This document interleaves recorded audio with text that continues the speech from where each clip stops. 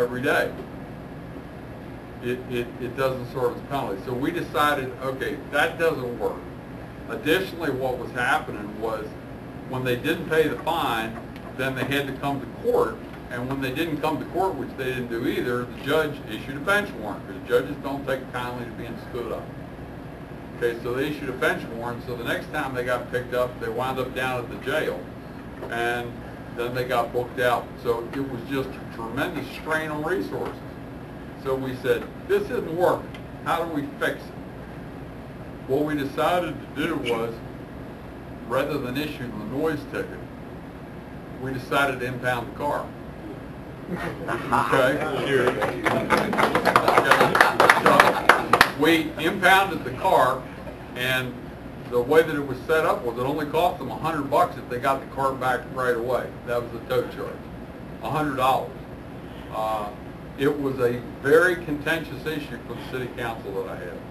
The final vote on that issue was 6-5 in favor of it. The neighborhoods were in favor of it. The commission was worried about the fact that it was going to disproportionately impact minorities. Okay, and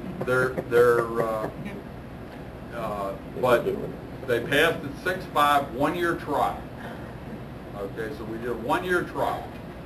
In the one year, we impounded only 100 cars. We did an advertising campaign.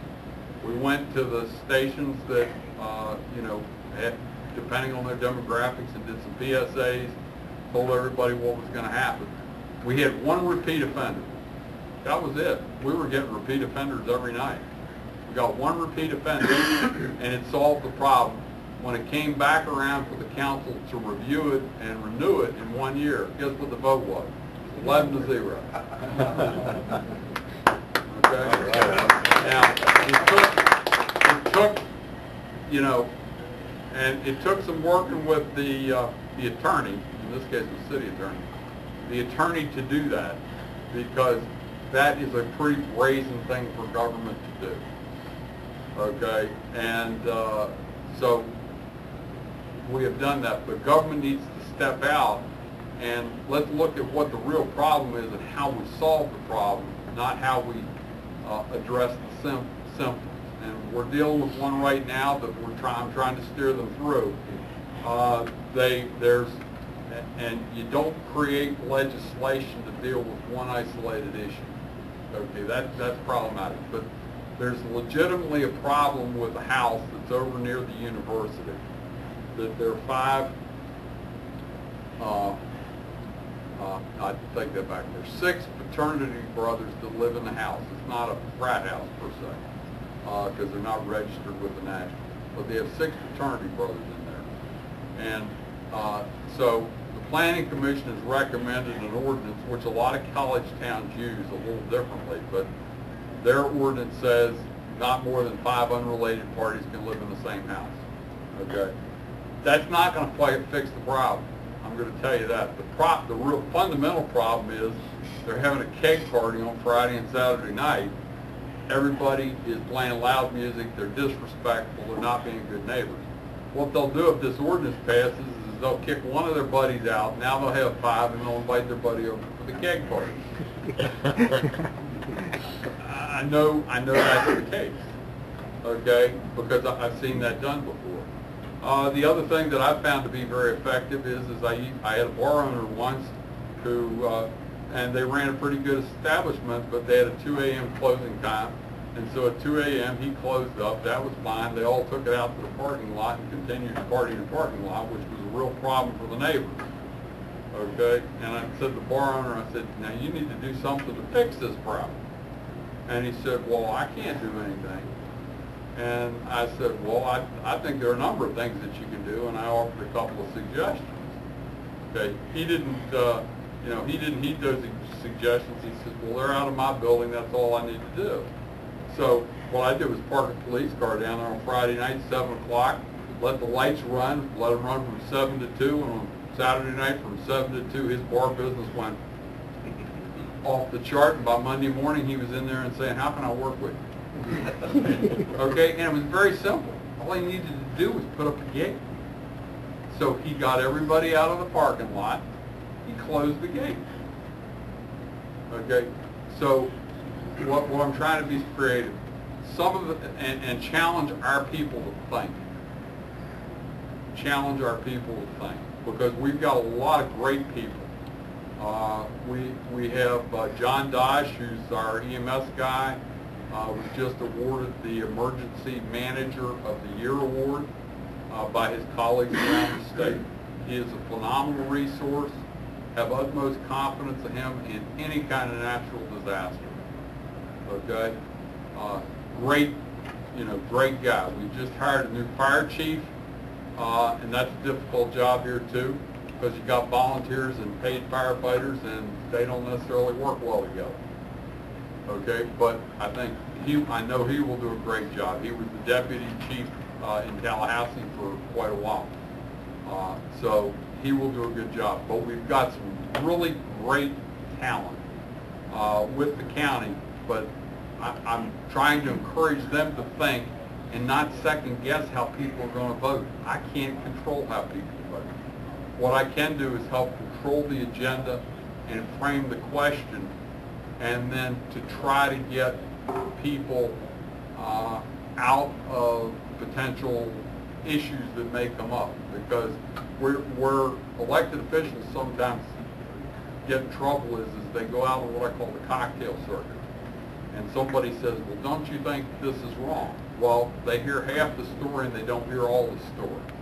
So don't jump in until you know all of the story. So my goal is to try to keep the information flowing so that the things that are of interest to them that may come up, they're aware of. Some of the bigger things that we're working on right now is the Civic Center. You probably read a little bit in the paper. That needs a lot of work. In my opinion, they have too many dark nights, but we're well on our way.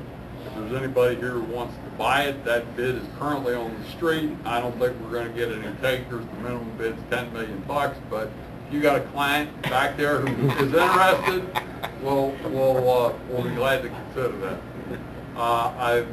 We introduced our 3 or free program on building construction. If you have a platted lot in the county, you get your building permit 3 days or it's free. That's the standard that we've established. So far, 74% of all permits have been issued in 1 hour. Okay? And we'll come forward with those statistics next month. We are also working, right now we do 22 building inspections, which I think is way too many. Part of it has to do with the fact that the state has some really restrictive requirements. Right now we send out a person to do the electrical inspection and a person to do the framing inspection, which doesn't make any sense to me. Well, you're probably well aware of that. Okay, and part of it has to do with licensing through state agencies. Well, we're implementing a program in about 2 weeks that's going to cross-train and give them what's called a multifamily license, which will permit them to inspect anything. So we can consolidate these 22 inspections down to 8. Okay, we can.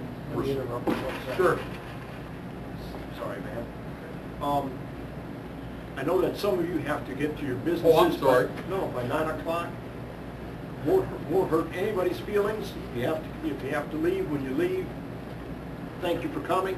But I think most of us want to continue hearing what Randy has to say. Is that correct? Yes. But we're going to consolidate from 22 to 8 on the inspection side. We will save not only our resources in personnel, but also as it relates to wear and tear on vehicles, because there's some of these construction locations.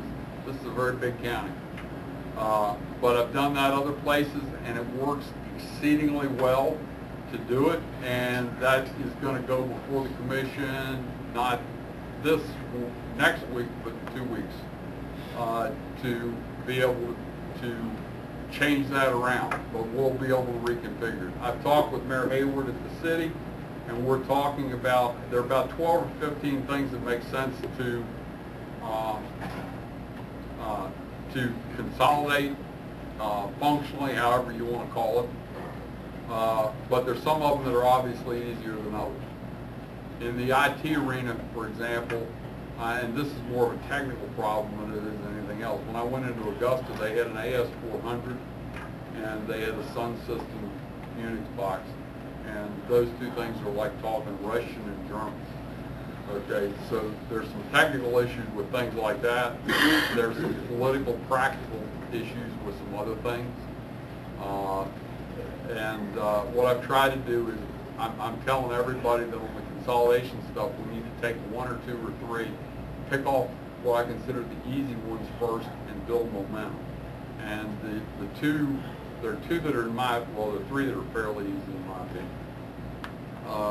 First one that's the easiest is we need to have a fire training facility, and I want to buy a half interest, and we have money budgeted to build it.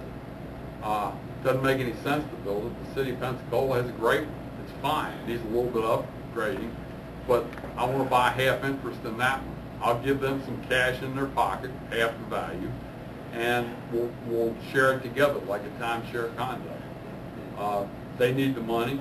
We need the space. Sounds like a marriage made in heaven. Second one that I've proposed is on the building side, to do all the building permits for the entire county, so that you don't go two places. You don't have to go to the city, you don't have to go to the county. Just go one place, it all gets handled. Yay! Yay, yay, yay!